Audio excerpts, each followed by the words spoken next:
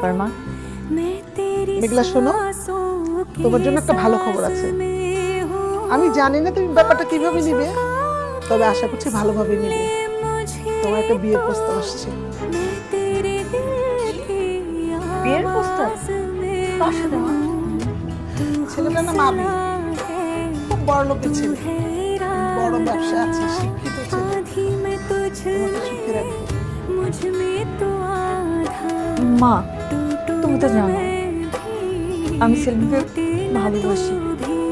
আমি সেলিমকে ছাড়া অন্য কাউকে বিয়ে করতে পারবো না। সেলিম মানে ওই ছেলেটা যার কোনো একটা টাকাও নাই, যার কোনো ভবিষ্যৎ নাই।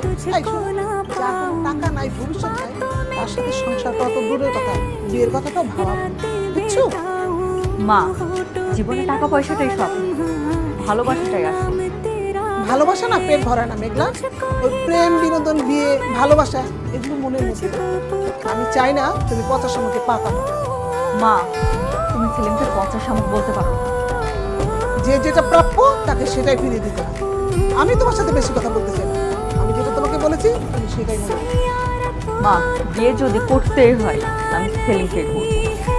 আমি সেলিমকে ছাড়া অন্য কাউকে বিয়ে করতে পারবো না। এই শোনো, যেটা আমার বলা দরকার সেটা আমি বলে দিলাম। এখন মানা না মানা তোমার ব্যাপার।